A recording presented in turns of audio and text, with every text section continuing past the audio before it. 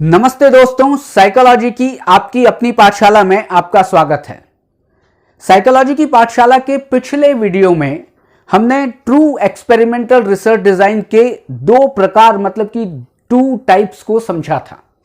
एक प्रकार का नाम था post test only equivalent group design और एक प्रकार का नाम था pre test post test control group design. इसके अलग अलग नाम से भी कहीं ना कहीं बुक्स में दिया हुआ है और आप देखें, इसका एक नाम है pre test post test equivalent group design भी आप कह सकते हैं, pre test post test control group design भी कह सकते हैं। दूसरा हमने डिस्कस किया था post test only equivalent group design या आप कहें कि randomized post test only group design. दोनों नाम इसके हैं लेकिन दोनों में थोड़ा अंतर था।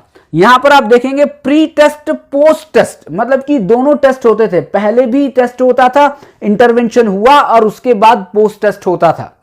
दूसरी डिजाइन में पोस्ट टेस्ट ओनली मतलब कि इंटरवेंशन के पहले कोई टेस्ट नहीं होता था, मतलब कि प्री टेस्ट नहीं होता था, केवल पोस्ट टेस्ट होता था। यदि आप इसके डिटेल को जानना चाहते हैं तो आप फिर पिछले वाला वीडियो देखिए कि जिससे आपको ये चीजें समझ में आ जाएं। लेकिन आज हम बात करने वाले हैं ट्रू एक्सपेरिमेंटल रिसर्च डिजाइन के ही तीसरे प्रकार को, जिसका नाम है the randomized Solomon 4 group design और इसको लोग दूसरे शब्दों में भी कहते हैं द सोलोमन 4 ग्रुप्स डिजाइन।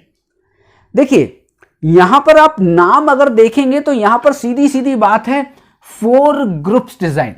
पहले वाले जितने भी दो मतलब जो पिछला वाला वीडियो था उसमें जो दो हमने डिजाइन समझे थे, एक नंबर 1 और नंबर 2, इन दोनों में ही केवल 2 ग्रुप थे। यहां पर सोलोमन 4 ग्रुप्स मतलब कि अब 4 ग्रुप हैं।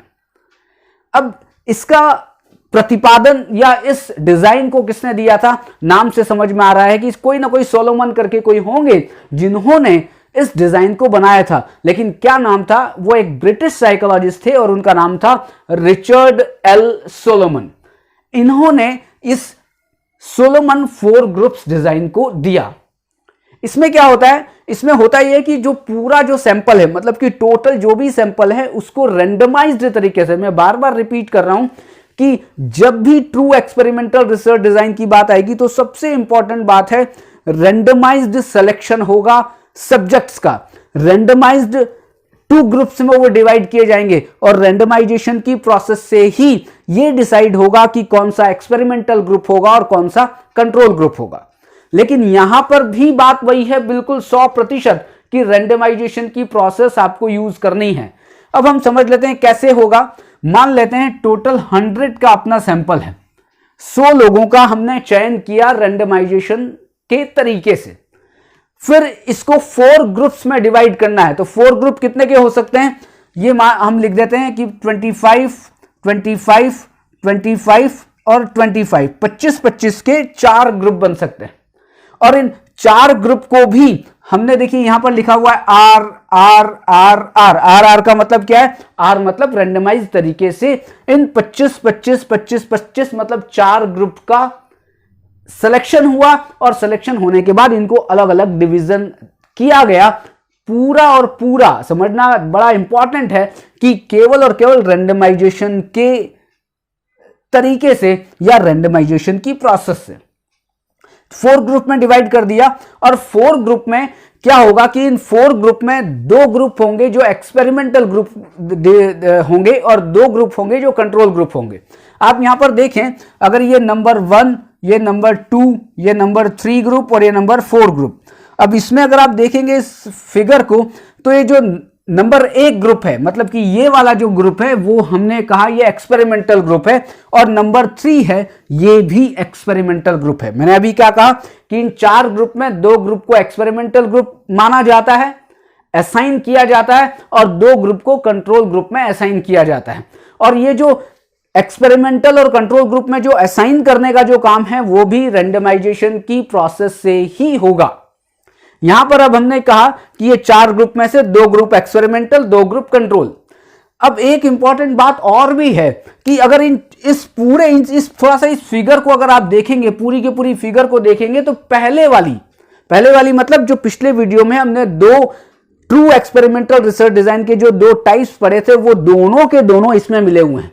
मतलब कि अगर मैं सोलोमन 4 ग्रुप डिजाइन की बात करूं तो ये क्या है, ये कॉम्बिनेशन है पहले की दोनों डिजाइन का। और पहले की डिजाइन मतलब इस pre test post test equivalent group design और post test only equivalent group design, इन दोनों को मिलाएंगे तो फिर सोलोमन 4 ग्रुप बनेगा, क्योंकि 2 ग्रुप इसमें है और यहां पर कितने थे, यहां पर भी 2 ग्रुप थे, यहां भी 2 ग्रुप थे, टोटल कितने हो गए, टोटल हो गए 4। अब यहां पर आप देखें एक ग्रुप ये, एक ग्रुप ये, एक ग्रुप ये और एक ग्रुप ये, टोटल हो गए 4।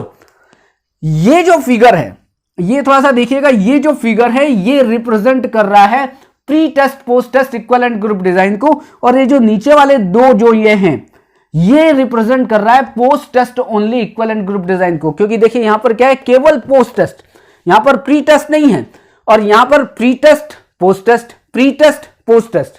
अब आपको समझ में आ रहा होगा कि कोई आपसे पूछे कि सोलोमन 4 ग्रुप डिजाइन किसका कॉम्बिनेशन है, तो आपको ये कहना पड़ेगा कि पोस्ट टेस्ट ओनली जो कंट्रोल ग्रुप डिजाइन है वो, और साथ में pre test post test control group design है वो, इन दोनों का कॉम्बिनेशन है आपका सोलोमन 4 ग्रुप्स डिजाइन।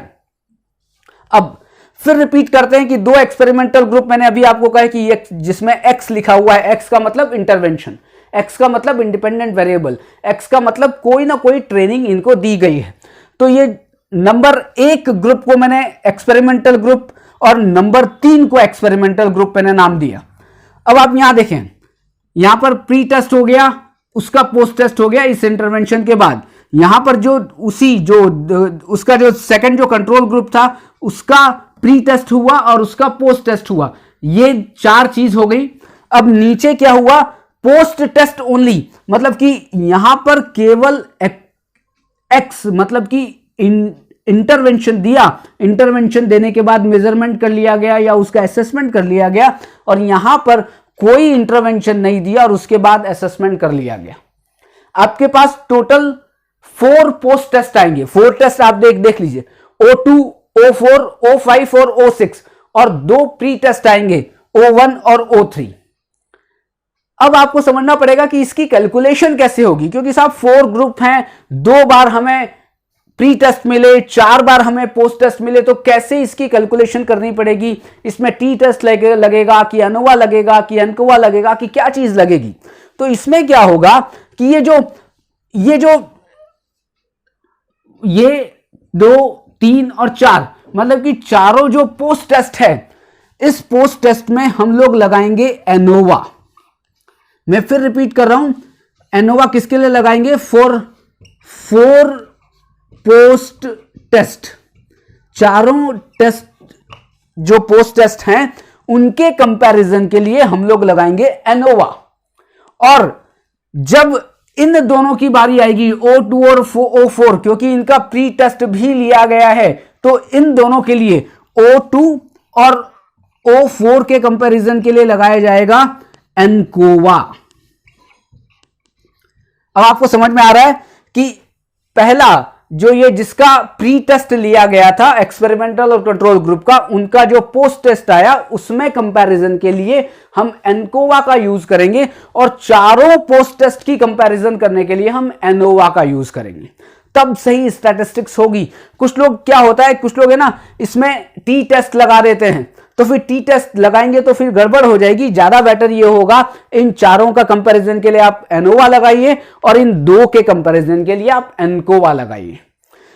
तो ये थी सोलोमन 4 ग्रुप्स डिजाइन, और ये किससे मिलकर बनी है, दोनों की पहले डिजाइन मतलब कि pre test post test group की डिजाइन और post test only equivalent group design, इन दोनों को मिला दिया। इन दोनों मिलाने के बाद ये एक फिगर बनेगा। ये एक आपको इससे एक संकेत से समझ में आ जाएगा कि सोलोमन 4 ग्रुप डिजाइन का एक जो पिक्टोरियल फॉर्म कैसे बनता है।